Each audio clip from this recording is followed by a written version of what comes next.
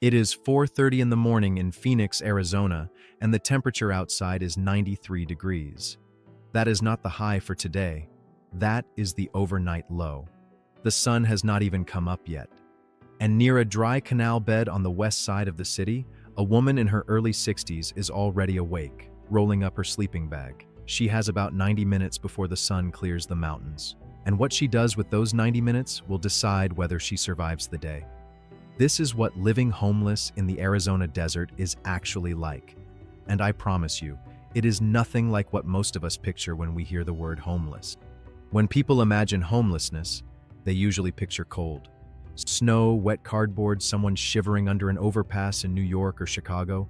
Cold is dangerous, absolutely. But cold gives you options. You can layer clothing, you can wrap up in blankets, you can huddle together. Heat gives you almost nothing. You cannot take off more than everything. In the Sonoran Desert around Phoenix and Tucson, summer is not a season. It is a siege that lasts from May to October.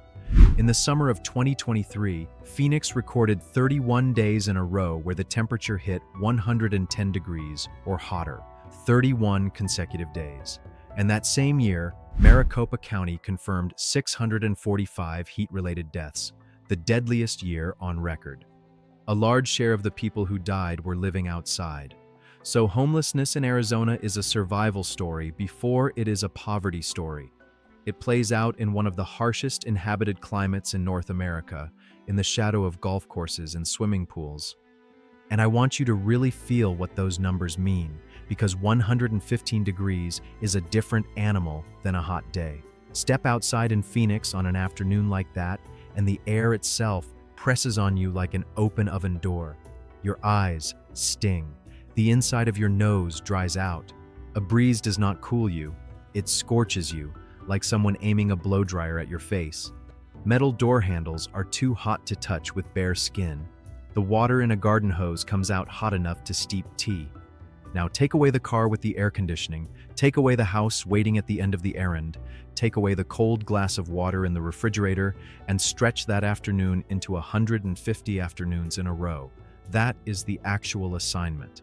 Not one brutal day, but an entire summer of them, with no exit, on a few hours of broken sleep, often on an empty stomach. Let's go back to that woman by the canal, because her morning explains everything. From about 5 to 7 in the morning, the desert gives you a small window of mercy. This is when people who live outside do almost everything that matters.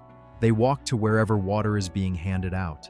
They line up outside charity day centers before the doors open. They look for food, charge a phone at a gas station outlet if a clerk is kind, and try to reach any appointment they have, because walking 2 miles at 7 in the morning is uncomfortable, but walking those same 2 miles at 2 in the afternoon can kill you. People who study heat illness call the hours between 10 and 6 the danger window, but folks on the street learn it in their bodies long before anyone explains the science. Your thinking gets slow. Your words slur a little. You stop sweating, which feels like relief and is actually the beginning of heat stroke. So the whole day gets built backwards from the sun.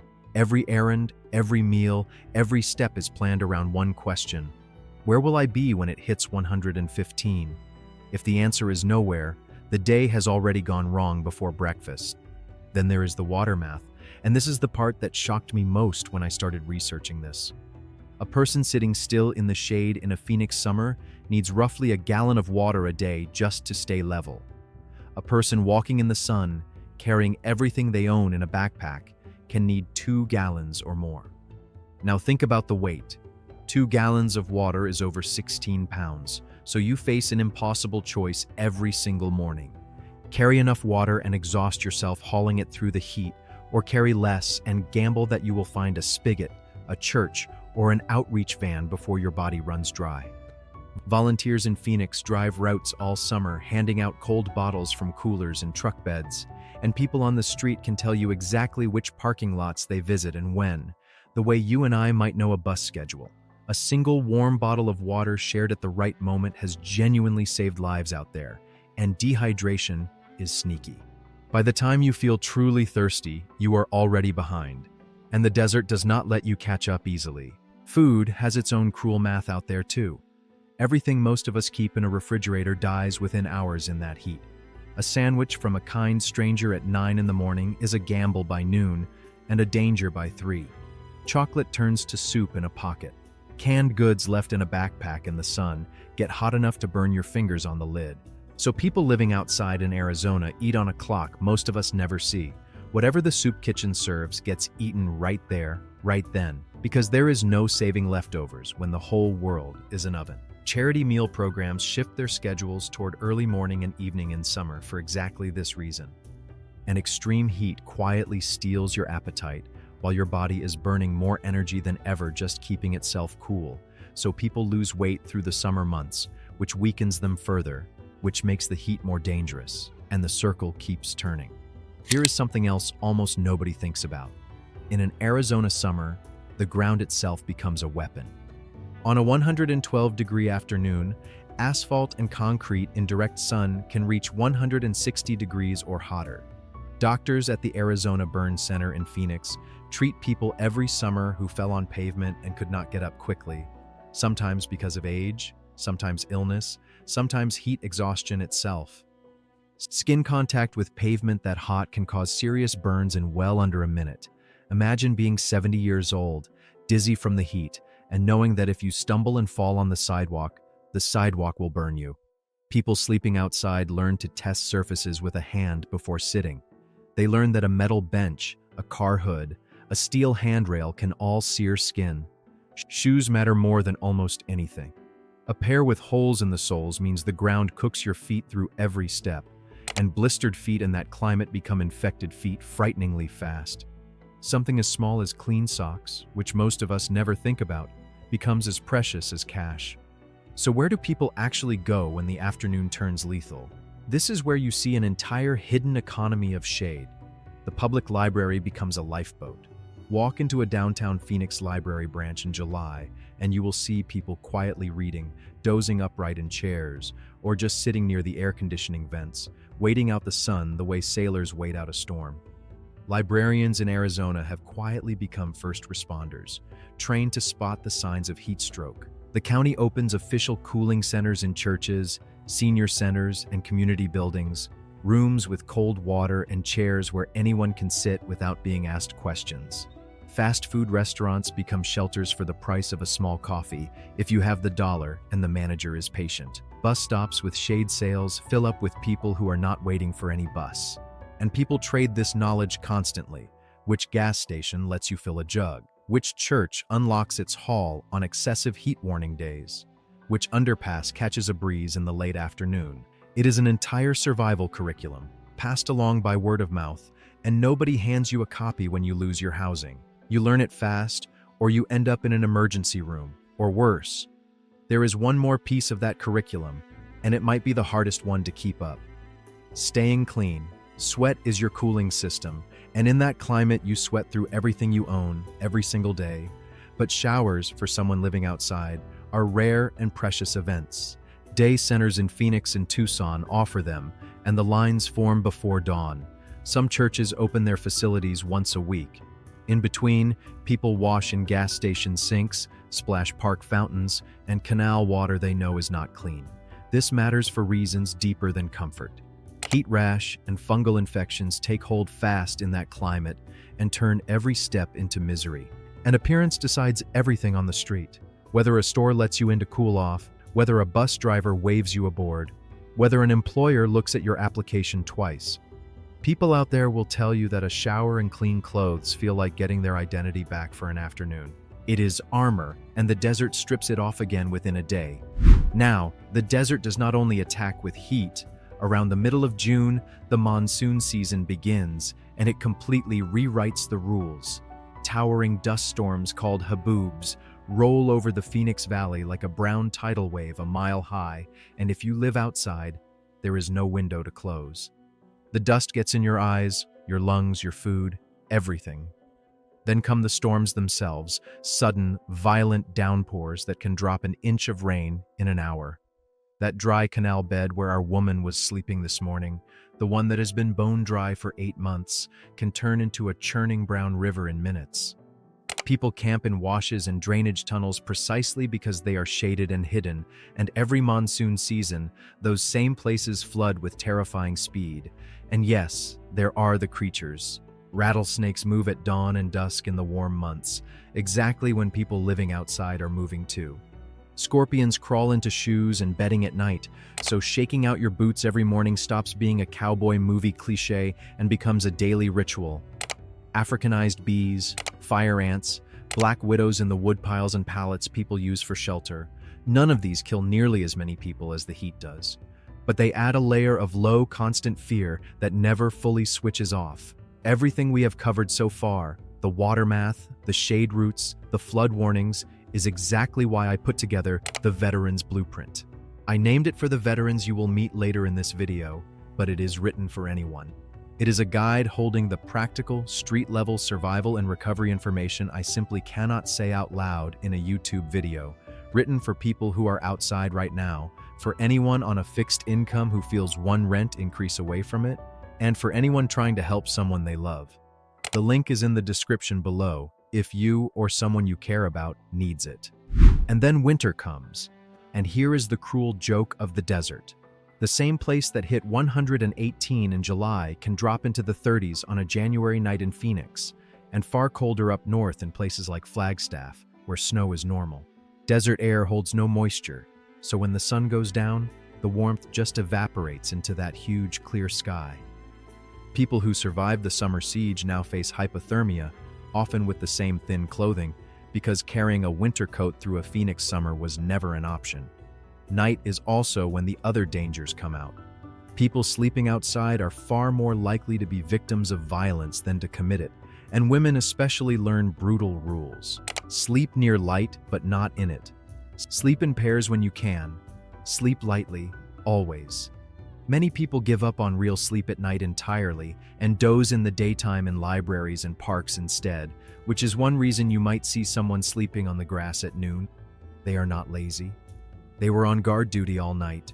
Months of broken sleep does to the mind what you would expect. Memory slips, patience thins, depression settles in.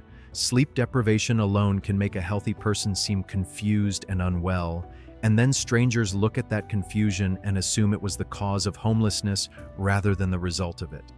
Outreach workers say there is a moment they watch for in people who are new to the street, and it usually comes on the first or second night. It is the moment a person realizes there is no next thing coming. No couch after this one, no friend left to call, no plan B. One man described his first night outside in Mesa as lying on a strip of gravel behind a shopping center, listening to the traffic, doing the math over and over about the $800 that would have kept his apartment, and understanding for the first time that nobody was coming. That understanding changes people fast. Some shut down, some get angry, and some, within days, are absorbing the survival curriculum from strangers who have been out there for years, strangers who will hand a newcomer half their water and a warning about which wash floods. Because whatever people assume about life on the street, the generosity out there between people who have nothing would put most neighborhoods to shame. And many of them are not alone. Walk any outreach route in the Phoenix Valley and you will meet the dogs. A scruffy shepherd mix lying in the sliver of shade beside a shopping cart, a small terrier riding on top of a bedroll. For someone living outside, a dog is a heartbeat that stays, an alarm system at night, and very often the single reason a person keeps going. But most shelters cannot take animals, and people refuse beds rather than give up the only family they have left. So they stay outside together, and owners will pour the last of their own water into a bowl on the burning sidewalk before taking a sip themselves. If you want to know what love looks like with everything else stripped away, it looks a lot like that. So who actually ends up out there, under that sun? This is where the numbers quietly break your heart. The fastest growing group of homeless Americans is older adults, people in their 50s, 60s, and 70s. Researchers who study this describe a wave of aging renters on fixed incomes, hit by one rent increase, one medical bill, one late paycheck, one death of a spouse. In Phoenix, rents climbed dramatically in just a few years, and Social Security did not climb with them. Outreach workers in Arizona will tell you about retired teachers, widows, men who worked construction for 40 years until their knees gave out. And a painful share of the people on those sidewalks once wore the uniform of this country. On any given night in America, tens of thousands of veterans are homeless, and warm weather states like Arizona carry more than their share, because when you know winter outside can kill you, you migrate toward the sun, even when the sun is its own kind of danger. These are people who served, who worked, who raised families. The distance between their life and a canal bed came down to 2 or 3 pieces of bad luck arriving in the same year. For years, the most visible face of all this was a stretch of downtown Phoenix that everyone simply called the Zone. At its peak, somewhere around 1,000 people lived there in tents packed block after block in the shadow of the state capitol through summers that broke temperature records. In 2023, following a court ruling, the city cleared it, block by block, offering shelter beds and moving people out. Some found real help through that process. Others just scattered into washes, alleys, and desert lots where the water trucks and outreach teams now have a harder time finding them. And every clearance, every sweep, carries a hidden cost that outsiders rarely see. When your camp is cleared, you can lose your identification, your birth certificate, your medications, your veteran's discharge papers. Try replacing a birth certificate when you have no address to mail it to, no card to pay the fee, and no other document to prove who you are. People get trapped in a paperwork circle that can take months to escape, and every one of those months is spent outside, in the heat we have been talking about this whole time. So, what actually helps? Because I know many of you watching are the kind of people who want to do something, and the honest answer is more hopeful than you might expect. In summer Arizona, the single most direct thing an ordinary person can do costs about as much as a greeting card. Cases of bottled water, handed out cold, or dropped off at churches and outreach groups that run hydration routes. Sunscreen, wide-brimmed hats, cotton socks, lip balm, electrolyte packets, small things that map exactly onto the dangers we have covered. If you see someone in distress in the heat, confused, not sweating, skin flushed and dry, that is a medical emergency, and calling for help can genuinely save a life. Beyond that, programs that move people directly into housing have decades of evidence behind them, and specialized veteran programs have helped cut veteran homelessness in America substantially since 2010, proof that this problem actually bends when we push on it. And sometimes the thing that helps most costs nothing at all. Outreach workers say the same sentence over and over. People out there tell them that being spoken to like a human being, being looked in the eye, being asked their name, matters almost as much as the water. Invisibility is its own kind of heat stroke. It builds slowly, and it kills something in a person. Tomorrow morning, around 4:30, while most of Phoenix sleeps in the hum of air conditioning, that woman by the canal will wake up again and start the same race against the same sun. She will do the water math. She will test the pavement with her palm. She will plan her whole day around a window of shade. Not for a week, not for a season, but for as long as it takes for one door somewhere to open.